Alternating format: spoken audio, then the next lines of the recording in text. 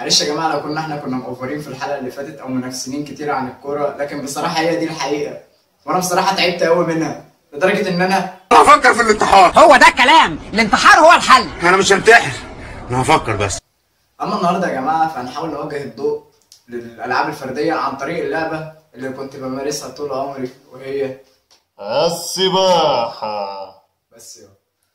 لا طبعا هي مش السباحه، هي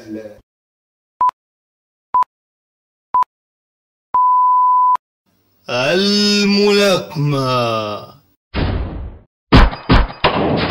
طبعا لازم نكون عارفين ان بيت الملاكمه المصري هو بيت كل ملاكم مصري. البيت ده طاهر وهيفضل طول عمره طاهر. يمه المطهر رص الملح 7 مرات 8 مرات. بالنسبه للملاكمين المصريين الوقت اللي بيقضوه في المعسكر بتاعهم بيبقى وقت اكتر بكتير من اللي بيقضوه مع عائلاتهم او مع اصحابهم بره المنتخب، بغض النظر عن بعض الملاكمين طبعا. وهي دي العيشه مع كوسه زيرو. مثلا في بيتكم اذا حصلت لك اي اصابه والدك بيجري بيك على المستشفى على طول.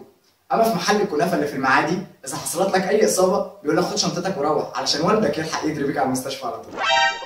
في البيت ممكن تكون عايش مع اسرتك صحيح، لكن في نفس الوقت ممكن تبقى حياتك مع نفسك، عايش جوه اوضتك في مودك، حياتك كلها خاصه بيك.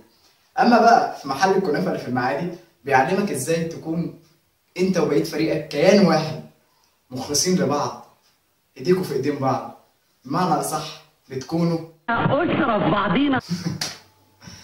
دي اسره ابيض. صباحي اتفرتك. ايه ده في ايه؟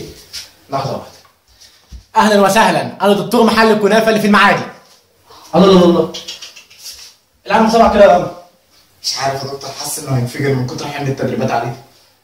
واللي خليك مستعمل كل ده؟ طبعا ما تقولش أنت عليه شوية كنا قطعهولك.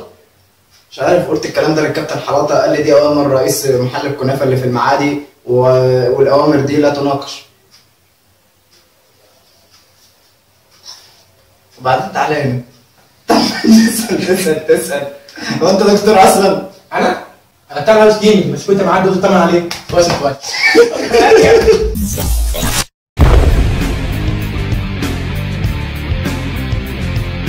ما تنسوش يا جماعه اذا جاب لكم اي مشاكل في العابكم الفرديه تبعتوها لنا على الهاشتاج بتاعنا.